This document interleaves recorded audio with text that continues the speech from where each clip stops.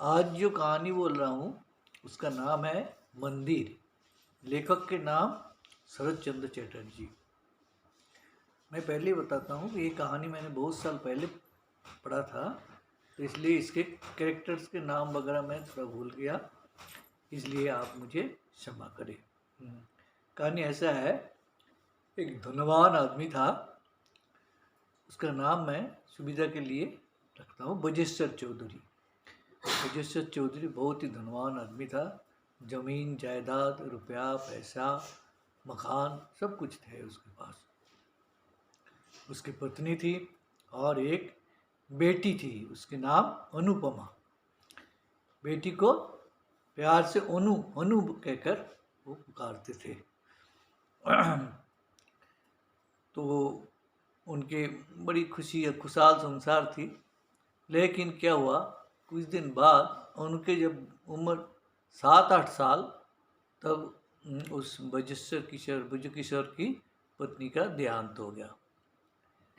तो रिश्तेदार वगैरह यार दोस्त सभी ने कहा, भाई तुम्हारी तो अभी उम्र बहुत कम है, जवान हो, एक दूसरी शादी कर लो, इतना बड़ा जिंदगी काटोगे कैसे। तो उसने ब्रजेश्वर बाबू ने कहा, नहीं भाई मैं शादी नहीं करूँगा, क्योंकि मेरे ओनू बेटी को सौतेली माँ किस तरह से व्यवहार करे, क्या है तंग करे, वो मेरे से सहन नहीं होगा। इससे तो ठीक है मैं ओनू को पालूंगा। लेकिन उसने क्या किया, उसके घर के सामने में बहुत बड़ा प्लॉट खाली प्लॉट पड़े थे। उसी में उसने एक मंदिर बनाया, छोटा सा मंदिर बना दिया। मंदिर बना के उसमें राधा माधव की मूर्ति स्थापित किया और अपने कुल पुरोहित से उसका नित्य सेवा मतलब रोज की पूजा की व्यवस्था की।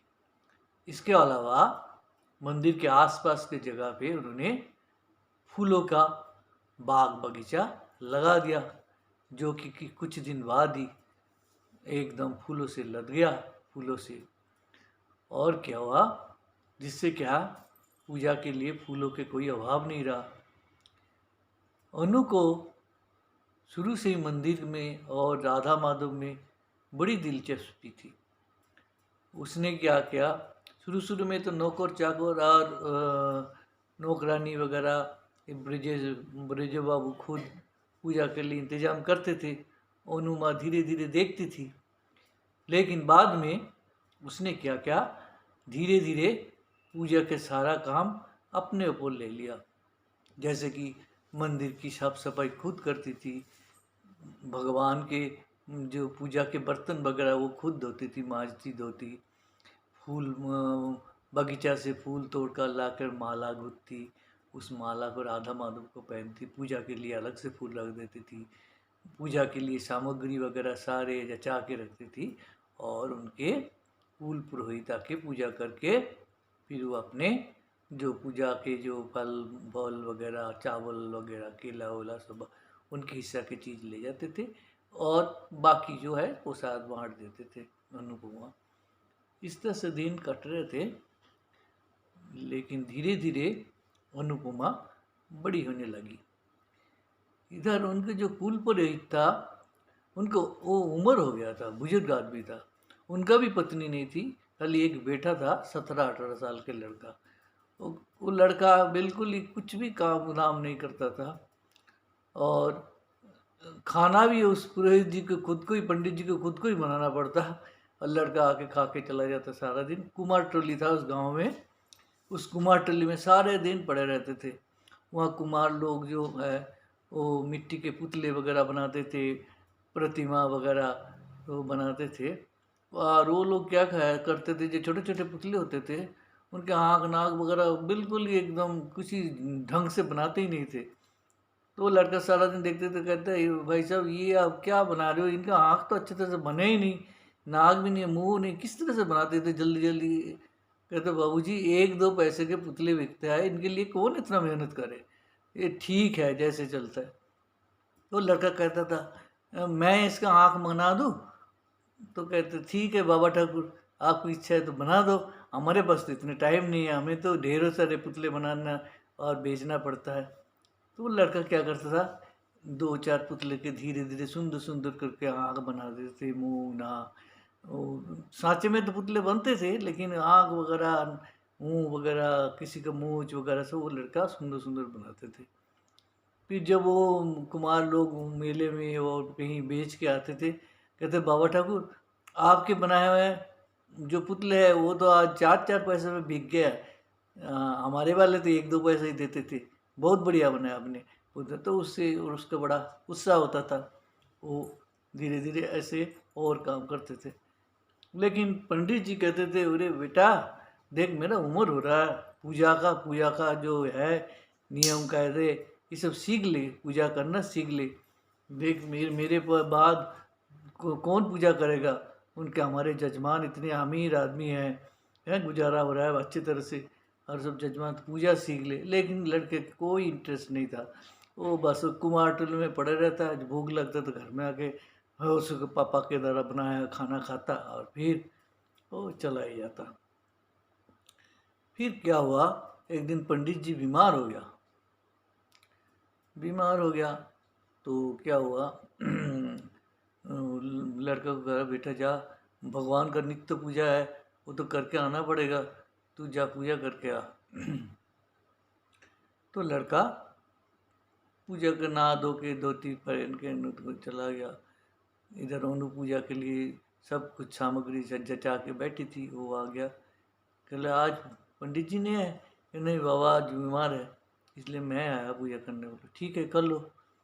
तो पूजा करने बैठा, वो पूजा तो ना कोई मंत्र जानता था ना कुछ, वो क्या करता था उल्टा सीधा करने लगा। तो अनुपमा ने कहा क्या है तुम पूजा करना नहीं जानते हो। बोले नहीं मैंने तो सीखा ही नहीं कभी। बोले ब्राह्मण के लड़का हो के तुम पूजा नहीं करना जानते हो, बड़ी शर्म की बात है। अच्छा तुम चलो तुम उठो। उसका जो पूजा के हिस्सा वगैरह था वो सब उसको दे दिया और कह दिया, अनुपमा ने कह दिया भैया तुम्हें कल सर आने की जरूरत नहीं है, मैं कोई दूसरे बंदोबस्त कर लूँगी, तुम जाओ तुम पूजा सीखो पहले, बिना ऐसे ऐसे नहीं काम चलेगा। और तुम्हारे पापा जब तक ठीक ना हो मैं कोई दूसरे पंडित को लगा लेती हूँ। तो फिर क्या हुआ, उसके चले जाने के बाद उन्होंने खुद ही पूजा किया और प्रसाद वगैरह बांट दिया। तो वो लड़का चला गया। फिर अनुपमा क्या क्या एक दूसरा उन गांव के एक और अच्छे पंडित था, प्रतिष्ठित पंडित, उससे पूजा का काम सौंप दिया। इधर अनुपमा धीरे धीरे बड़ी होगी, 16, 17, 14, 15 साल की होगी। उसके पिताजी उसके शादी के लिए रिश्ता देखने लगे और फिर एक रिश्ता देख के उसकी शादी कर दी। अनुपमा चली गई 5-6, 3-4 किलोमीटर दूरी पास ही इनके किसी गांव में शादी होगी। अनुपमा ससुराल चली गई। अनु के बिना उसके पिताजी का भी मन नहीं लगता था। हर 6-7वें दिन एक बार बेटी के पास जाते थे कुछ चीज़ें लेके, और बेटी भाग के आती थी बाबा तुम कैसे हो बाबा, तुम सेहत का ख्याल तो रखते हो, राधा माधव के कैसे पूजा हो रही है, कौन कर रहा है, कौन फूल तूल तोड़ रहा है, कौन पूजा माला गूंद रहा है। बोले बेटी तू इतना चिंता मत कर, तू या ससुराल में है यहाँ के सोच, यहाँ की तरह पति का बात है बारे बोल। नहीं बाबा तुम्हारे लिए बहुत चिंता होती है, तुम तो खुद के शरीर का ख्याल नहीं रखते हो, कौन तुम्हें अच्छी तरह से जतन से खिलाती है, राधा माधव की कैसे पूजा होते हैं, ये सारे दिन यही चिंता। तो इस तरह से बाप बेटी से बातचीत होके फिर वो उसके पिताजी आ जाते थे वापस। हर 7वें 6ठे या 7वें दिन एक बार करके बेटी को मिले बगैर वो रह नहीं सकते थे।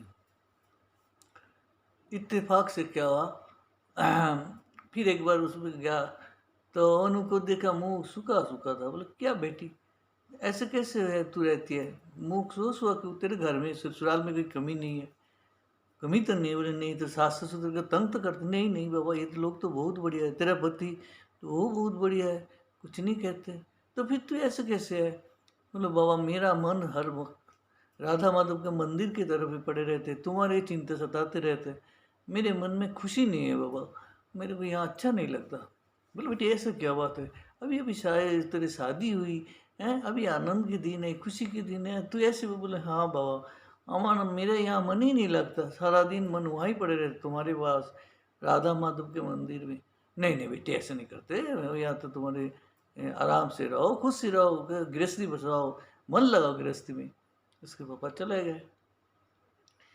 इत्तेफाक से क्या, अनुपमा के पति को भी किसी बीमारी हुआ और वो चल बसे। खबर सुन के ब्रजेश्वर बाबू जी ने भाग के आया और खूब रोने लगा, बेटी भी रोने लगी। फिर कहने ब्रजेश्वर बाबू बोले, चल तो फिर यहाँ तेरे रहने की क्या है काम, तू चल मेरे साथ चल। उनके सास ससुर भी कह रहे हाँ हाँ ले जाइए, जब मेरा बेटा ही नहीं है तो बहू को लेकर हम क्या करेंगे, ले जाइए, इसके वैसे ही यहाँ मन नहीं लगती। तो ब्रजेश्वर बाबू अनुपमा कर ले आया। अनुपमा तो घर आके जैसे नए जिंदगी मिल गई उसको, और उस मंदिर के काम में यार बाप खुद के बाबूजी की सेवा में ही उसको खुद को लगा दी। अब और इसका वो एक ही काम, उसका मंदिर का साफ करना, राधा माधव के लिए माला गुथना, फूल तुलना, पूजा का इंतजाम करना, सारे वो करने लगे। इस तरह से वो जो दूसरा प्रतिष्ठित ब्राह्मण पूजा कर रहा था, एक दिन उसने कहा कि आपके जो पंडित जी था कुल पुरोहित, वो तो गुजर गया। बोला हाँ, फिर उसको लड़का वो क्या करता है, फिर वो क्या कैसे खाएगा? बोला वो तो वही कुमार टल्ली में पड़े रहते, खाना वाना कोई कुमार लोग कोई कोई किसी पड़ोसी देता है तो खाता है, नहीं खाता। बोला नहीं नहीं नहीं, ये तो गलत है, ये तो गलत है, फिर उसको ही काम देना पड़ेगा, वो लड़का नहीं तो भूखा ही मर जाएगा। तो उन्होंने उस प्रतिष्ठित पंडित को कहा, आप कल से मत आइएगा, मैं उसको ही बुला लूँगा। बोले वो तो कुछ भी नहीं जानता पूजा वूजा। बोले मैं उसको सिखा दूंगी, आप मुझे माफ़ करना, हमारे कुल पुरोहित के बच्चे अगर भूखा मरे तो हमें पाप लगेगा, राधा माधव हमें माफ़ नहीं करेंगे, आप यहाँ पधारिए पंडित जी, कल से उसी के बुलाऊंगे। फिर क्या हुआ, अनुपमा ने अपने दासी को देखे और उसको उस लड़के को कहा, तुम कल से पूजा करने आ जाना, जैसे भी हो हमारे मालकिन आपको सिखा देगी। तो फिर दूसरे दिन से वो लड़का आया, अनुपमा ही उसको धीरे धीरे पूजा के सारे धीरे धीरे कैसे पूजा किया जाता था शुरू से अंत तक धीरे धीरे सिखाने लग गया। और इस तरह से महीने भर बाद वो लड़का पूरी तरह से पूजा सीख गया और वो पूजा करने लगा। फिर अनुपमा उनको उनके लिए दिन में भी खाना हो जाते थे, तो जान लड़का खाना बनाता था, इसलिए खाना दिन के खाना तो भेज ही देता था, पूजा के साथ साथ पूजा के प्रसाद नैवेद्य दक्षिणा के साथ अलावा भी उसके लिए दिन के खाना भी भेजती थी और रात के खाना भी दासी के हाथ से भेज देती थी। इस तरह से 6-7 महीना आराम से गुजरने के बाद एक दिन क्या, उस लड़का जो पुजारी था, पुजारी के लड़के का एक मामा के लड़का उसके पास आया, तो आके कहा, देख मेरा शादी है, तेरे को चलना पड़ेगा कलकत्ता। तो फिर वो कह रहा पूजा के मंदिर के पूजा का क्या होगा? बोले पूजा तो कह देना उधर उनको मालकिन को कह देना कि मैं कुछ दिन के लिए जा रहा हूँ कलकत्ता, मामा के लड़के की शादी, कोई दूसरा पंडित कर देंगे और ठीक है। वो फिर जाके लड़का ने अनुपमा को कहा, मैं तो मेरे मामा के लड़के की शादी है, मैं कलकत्ता जा रहा हूँ, आप पूजा के लिए दूसरा इंतजाम कर दीजिए। अनुपमा कहा ठीक है जाओ। तो लड़का चला गया कलकत्ता मामा के लड़के के। जब शादी के कुछ दिन पहले तक तो बड़ी झमेला होता था, उसमें वो बिजी रहा। फिर जब शादी हो गया, बहू आ गई मामा के लड़के के, फिर उसके बाद उसका ना मन नहीं लगने लगा कलकत्ता में, उसको खाली मंदिर और अनुपमा का ही याद आने लगता। तो फिर कुछ दिन बाद उसने अपने मामी को कहा, मामी मुझे गांव जाना है, पूजा वहाँ मंदिर में पूजा करना है, मेरे को आ रहा मन नहीं लग रहा। मामी ने उसको मस्करा करते हुए कही, क्या बात है, मंदिर के भगवान के साथ साथ पुजारिन की भी प्यार कर लिया क्या? हैं हैं पुजारिन से भी प्यार हो गया तो तेरे को? तो लड़का हंस दिया। तो अच्छा ठीक है, जाना ही जब है, तेरा मन जब नहीं है तो सुन, एक दो चीज़ मैं दे देता हूँ, तो उस पुजारी इनको दे देना। तो क्या है, उसके हाथ में 2 इत्र की शीशी दिया। इत्र है फूलों से बना हुआ सेंट, है ना, उसकी 2 शीशी दे, ये उसको दे देना। वो लड़का ले गया। फिर गांव गया, दूसरे दिन नहा धो के उसने, हाँ वैसे खबर भेज भी दिया था कि मैं आ गया, मैं कल से पूजा करने आऊँगा। तो दूसरे दिन नहा धो के वो पूजा करने गया और वो दोनों शीशी ले गया था जे उसमें धोती में बांध कर। पूजा करने के बाद उसने वो अनुपमा को कहा, देखिए मैं आपके लिए कुछ चीज़ लाया हूँ। अनुपमा का कहा, क्या चीज़ है, क्या चीज़ लाई हो? तो उसने वो 2 इत्र की शीशी ला के उनको अनुपमा को दे दिया। अनुपमा, ये क्या है? ये आपके लिए मैं लाया हूँ। अनुपमा को बहुत गुस्सा हुआ, बोला, अरे तुम्हारे मन में ऐसे है, हैं? तुम्हारे तो पेट में तो बहुत बदमाशी है, हैं? तुम पूजा करने आते हो कि यह करते हो? भगवान की पूजा करने तुम्हें मेरे को इत्र की शीशी देते हो? मैं एक विधवा औरत हूँ, हाँ? जाओ, तुम्हें कल से पूजा करने के आने की जरूरत नहीं है तुम्हें, बहुत बदमाश लड़के हो, जाओ भागो यहाँ से। और उसने वो दोनों इत्र की शीशी फेंक दिया। लड़का दुखी होके चला आया तो फिर वही प्रतिष्ठित पंडित जी के वही अनुपमा बुला लिया कर, आप ही पूजा कर पंडित जी। तो क्या हुआ? वो लड़का ठीक नहीं है, वो कलकत्ता जाके उसका चाल चलन बिगड़ गया, आप ही पूजा कीजिए पंडित जी। तो उससे पूजा कर रहा, पंडित जी ने करने लगा। फिर एक दिन पंडित जी ने कहा, वो आपका जो पूजा कुल पुरोहित का लड़का तो बीमार है, मतलब बीमार है। तो उसको अनुपमा को तो बहुत ही गुस्सा ही थी उसके ऊपर। बोले, ठीक है, जैसे बदमाश लड़का है उसको, ठीक है, बीमार है तो बीमार है, पड़े रहने दो उसको, बदमाश लड़का। तो उसने कोई ध्यान नहीं दिया, उसको तब भी बहुत गुस्सा थी उस लड़के के ऊपर। फिर क्या हुआ, 2-3 दिन बाद वही पंडित जी फिर कहा, तो आपके कुल पुरोहित का लड़का गुजर गया। बोला, क्या गुजर गया? बोला, हाँ, मैंने वो कहा था ना 2-3 दिन पहले उसको बुखार है। तो आप बुखार, कोई किसी को सेवा जब कोई किया ही नहीं, ऐसे ही पड़े पड़े मर गया। तो फिर उस पंडित जी ने जब पूजा वूजा कर लिया, तब अनुपमा भागते हुए वो इत्र के दोनों शीशी उठा लिया। फिर राधा माधव को कहने लगी, प्रभु मैं तो मेरा मन प्राण तन सब आपको सौंप लिया है, इसलिए मैं किसी का प्यार नहीं स्वीकार कर सकता हूँ। मुझे तो आप ही मेरा सब सर्वस्व है, आप ही मेरा स्वामी है, सब कुछ है, इसलिए मैं किसी का प्यार के तोहफा मैं नहीं ले सकती।